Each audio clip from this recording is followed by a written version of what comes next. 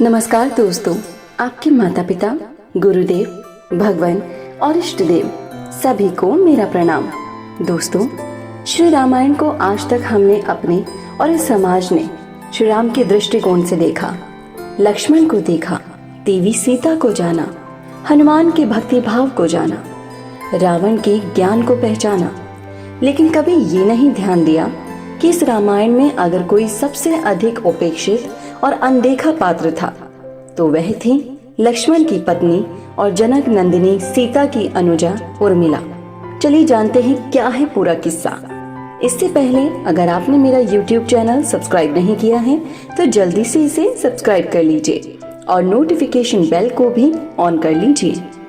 रामायण का ये बड़ा ही रोचक किस्सा है जब भगवान रामचंद्र जी अपनी पत्नी सीता जी, अनुज भाई लक्ष्मण जी के साथ 14 वर्ष के लिए वनवास के लिए गए थे।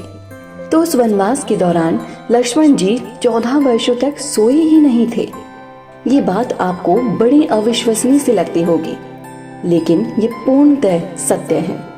जब राम, लक्ष्मण, भरत, शत्रुघ्न जन्म हुआ था तो हर शिशु की भांति जन्म के पश्चात राम, भरत और शत्रुघ्न होने के बाद चुप हो गए, परंतु लक्ष्मण जी लगातार रोते रहे और तब तक रोते रहे जब तक उन्हें भगवान राम के पास नहीं लिटाया गया था। तब से कहते हैं लक्ष्मण जी भगवान राम की परछाई बन गए थे और सदैव उनकी परछाई बनकर ही रहे।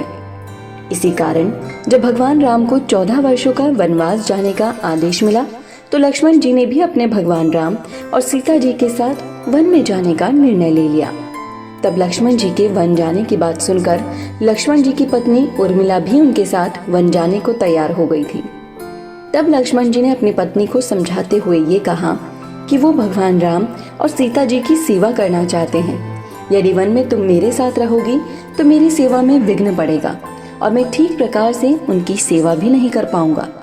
उर्मिला के लिए ये बहुत कठिन समय था, ऐसे में जबकि वो नववधू थी और उसके दाम्पत्य जीवन की तो अभी शुरुआत ही हुई थी।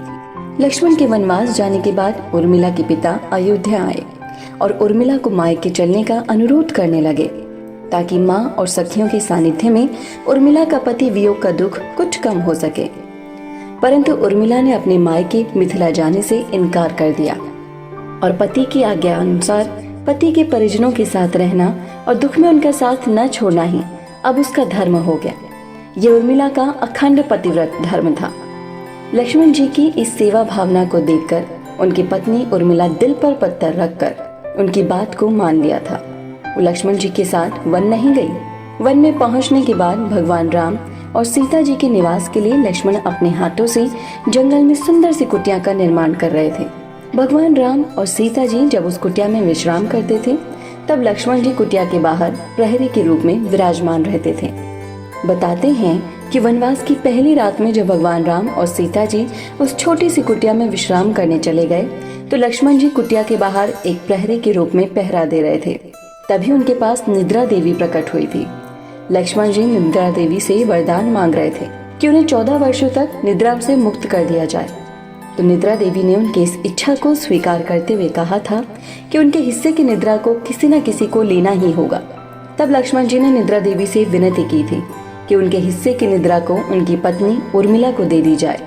और कहा जाता है कि निद्रा देवी के इस वरदान के कारण लक्ष्मण जी की पत्नी उर्मिला लगातार 14 वर्षों तक सोती ही रही और लक्ष्मण जी जागते ही रहे। उर्मिला के इसी पतिव्रत बल के कारण लक्ष्मण जी मेघनाद को हरा पाए। मेघनाद के वध के बाद उनका शव श्री राम जी के युद्ध शिविर में रखा हुआ था।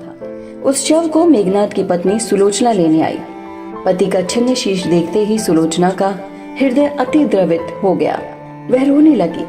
रोते रोते उसने पास खड़े हुए लक्ष्मण की ओर देखा और कहा, सुमित्रा नंदन, तुम भूल कर भी गर्व मत करना कि मेघनाद का वध मैंने किया है।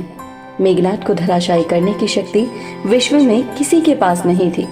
ये तो 2 पतिव्रता नारियों का ही भाग्य था। दोस्तों, अगर आपको ये वीडियो पसंद आया हो तो इसे लाइक करें, वीडियो को ज्यादा से ज्यादा शेयर करें और चैनल को सब्सक्राइब जरूर करें और नोटिफिकेशन बेल को भी ऑन कर लीजिए जिससे आगे आने वाले सभी वीडियो आप देख पाएं। धन्यवाद।